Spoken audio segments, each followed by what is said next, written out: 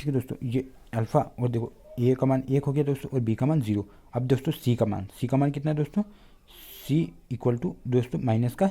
ठीक है दोस्तों, अब सत्यता की जांच करेंगे दोस्तों।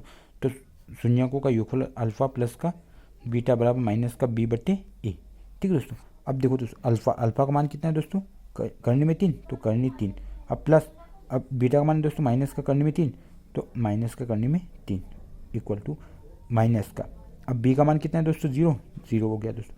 ए का मान कितना, 1 हो गया दोस्तों। अब देखो दोस्तों करनी 3 और प्लस माइनस करनी में 3 दोस्तों, प्लस माइनस कर गई और एक का भाग 0 में देखो दोस्तों 0। ठीक है दोस्तों, 0 इक्वल टू 0। ठीक है दोस्तों, ये पहले सत्यता की जांच हो गई। अब दोस्तों दूसरा है कि शून्यकों का गुणनफल अल्फ़ा इंटू बीटा बराबर होता है दोस्तों c/a। अल्फ़ा का मान कितना है दोस्तों, करनी में 3 इंटू बीटा का मान कितना है दोस्तों, माइनस का करनी 3 इक्वल टू सी का मान कितना है दोस्तों, -3 तो -3 और ए का मान कितना है दोस्तों, 1। देखो दोस्तों करनी 3 का गुणा करनी 3 में करेंगे दोस्तों, तो करनी 3 का करनी 3 में करेंगे दोस्तों 3 आएगा और प्लस माइनस का 3 इक्वल टू और माइनस का 3 तो माइनस का 3। ठीक है दोस्तों, तो ये LHS बराबर RHS हो गया। ठीक है दोस्तों, अब अगला प्रश्न करते हैं। 11वां प्रश्न है दोस्तों कि द्विघात बहुपद x² + 7x + 10 के शून्याक ज्ञात कीजिए और शून्याकों तथा गुणांकों के बीच के संबंध की सत्यता की जांच कीजिए। ठीक है दोस्तों, 11वां प्रश्न देखते हैं। देखो दोस्तों ये x² प्लस का 7x प्लस का 10 इक्वल टू 0। ठीक है दोस्तों, अब देखो दोस्तों गुणनखंडों के बीच संबंध। अब दोस्तों इसका गुणनखंड करेंगे, तो दोस्तों इसका गुणनखंड कैसे करेंगे दोस्तों, यहाँ लिख रखा है 10, तो 10 का आप एलसीएम लो। 10 कैसे कटेगा, 2 से कटेगा तो 2 से 2 पंजे 10, फिर 5 से 5 एकम 5। देखो दोस्तों आपको जो यहाँ संख्या लिखी होगी ना दोस्तों, आपको गुणनखंड नहीं आता ना दोस्तों, मैं आपको बताऊँ कि जो ये संख्या लिखी होगी ना दोस्तों, इस संख्या को आपको क्या करना है, एलसीएम लेना है दोस्तों। क्या करना है, एलसीएम। और आप एलसीएम लेने के बाद दोस्तों आप जैसे आप इनको गुणा करोगे तो 5 दूनी 10 तो 10 तो आ जाएगा दोस्तों। अब फिर इसको आपस में जोड़ना है दोस्तों। आप इनका गुणा करोगे दोस्तों तो 10 आना चाहिए अपने, और संख्या यहाँ जो ये वाली जो संख्या है दोस्तों, ये प्लस या माइनस घटाओ या जोड़ो तो आपको कितना प्राप्त होना चाहिए दोस्तों, यहाँ 7। ठीक है, तभी आपका गुणनखंड सही होगा दोस्तों। तो ये सबसे आसान तरीका है दोस्तों, आप यहाँ वाली की संख्या का दोस्तों एलसीएम ले लो। तो देखो तो 5 और 2 7, तो आप दोस्तों इसको लिख सकते हो कि x² प्लस का 5x प्लस का 2x प्लस का 10 बराबर 0। देखो दोस्तों मैं आपको बताऊं, अब आप सोचोगे फिर कि सर यहाँ 2 भी तो रख सकते पहले और यहाँ 5, तो दोस्तों आप पहले यहाँ रख सकते हो, लेकिन आपको फिर यहाँ कॉमन देखना है दोस्तों, किस में कॉमन क्या आ रहा है दोस्तों, उसके बाद ही आप यहाँ संख्या रखोगे। ठीक है, अब देखो यहाँ x कॉमन लेंगे, तो यहाँ x कॉमन लिया, यहाँ बचा x प्लस, अब यहाँ x कॉमन ले लिया तो यहाँ बचा 5।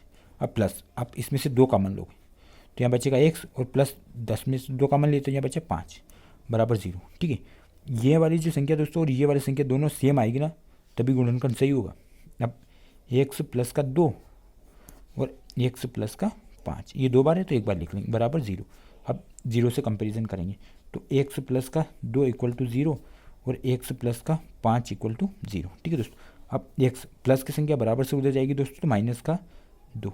अब यहाँ भी दोस्तों x, अब प्लस की संख्या उधर से जाएगी बराबर माइनस का 5। ठीक है दोस्तों, ये ऑब्जेक्टिव में भी प्रश्न पूछा गया तो दोस्तों मैंने आपको बताया था कि इसका आंसर माइनस का 2 और माइनस का 5 आएगा। ये दोस्तों इस ऐसे आएगा, है ना। ठीक है दोस्तों, अब इसके शून्यक हो गए तो दोस्तों अल्फ़ा इक्वल टू माइनस का 2 और बीटा इक्वल टू हो गया दोस्तों माइनस का 5। ये इसके दोस्तों क्या हो गए, शून्यक हो गए। अब पूछा है दोस्तों सत्यता की जांच कीजिए। अब देखो दोस्तों अपनी समीकरण क्या है दोस्तों कि x² प्लस का 7x प्लस का 10 इक्वल टू 0। ठीक है, ये है दोस्तों। तो अपनी ए को सूत्र होता है कि ax² प्लस का bx प्लस का c इक्वल टू 0।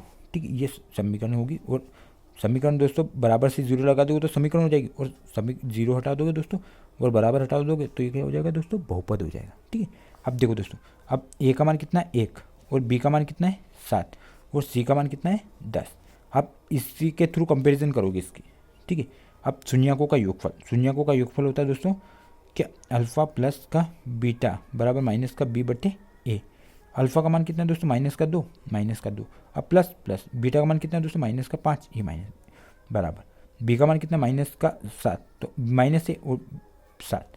ए का मान कितना है दोस्तों 1। देखो दोस्तों अब माइनस का 2 और प्लस -5 इक्वल टू माइनस का 7। अब दोस्तों 5 और 2 7 तो माइनस का 7 इक्वल टू माइनस का 7। LHS बराबर RHS। ठीक है दोस्तों, ये सत्यता की जांच होगी। अब देखो दोस्तों ये एक पॉइंट हो गया। दूसरा पॉइंट है शून्यकों का गुणनफल। दोस्तों यहाँ देखते हैं कि अल्फ़ा इंटू बीटा बराबर होता है दोस्तों सी बटे ए। अल्फ़ा का मान कितना है दोस्तों, अल्फ़ा का माइनस का दो इंटू ये दोस्तों क्या है गुणित में, ठीक है दोस्तों। आप गुणित का निशान ऐसे भी लगा सकते हो, आप डॉट भी लगा सकते हो, ठीक है। अब बीटा का मान कितना है दोस्तों, माइनस का पाँच। सी का मान कितना है दोस्तों, सी का मान कितना है 10 बटे ए का मान 1।